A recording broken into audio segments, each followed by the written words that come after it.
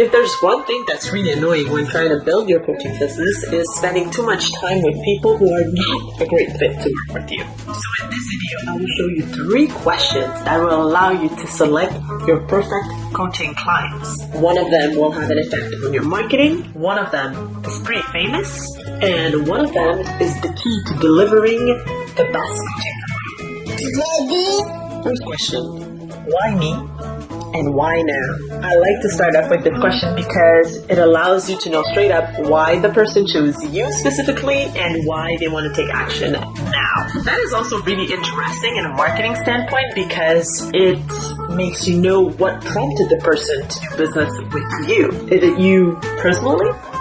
Is it because of the straightforwardness of your posts? Is it because they heard you on a podcast and they really wanted to speak with you directly? Is it because they related to your story when they heard it or they read it and they felt that no one else would understand them better than you? So all of these answers are why you stand out as a coach, and it comes straight from your audience. Then the second part is why now? That allows you to know if the person has a certain sense of urgency towards the problem that they are experiencing. Do they want to solve the issue in the next 90 days? In the next week? In the next 5 years? Right there, you can decide if you want to work with that person or not. If the person has a very long time range, then it means that they might not be having the fire in them enough to taking action each and every single day because they feel that they have time. While on the other hand, if they said, well, they wish that problem was gone yesterday, then they have that grit even more than the person who wants to wait like that extra 5 years. And yes, probably that person will be way more consistent at taking action and implementing what they learn working with you. Second question, the Dan Sullivan question. Dan Sullivan is a speaker, consultant, strategy planner, coach to entrepreneurial individuals, and he's been at it for over 40 years. And here's his famous question to ask. If we were having this discussion 3 years from today, and you were to look back over those 3 years to today, what has to have happened, both personally and professionally, for you to feel happy about your progress? This question really allows your prospect to tap into their deep emotions and experience what they will feel like when that problem will be solved.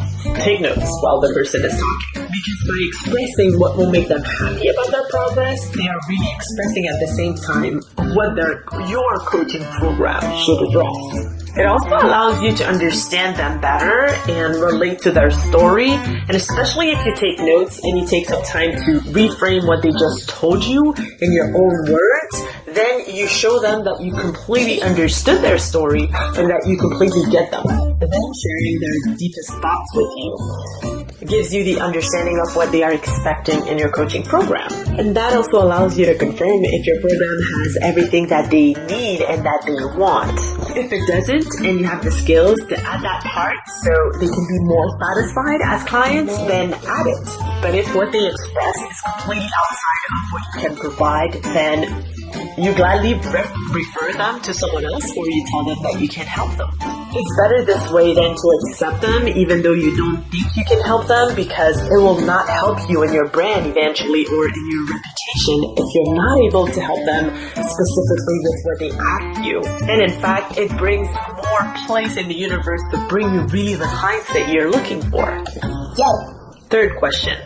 Is there anything else you want to mention that we haven't touched base on during our call? That question really allows you to open up the conversation even more. The prospect really feels that you are open to know the full picture.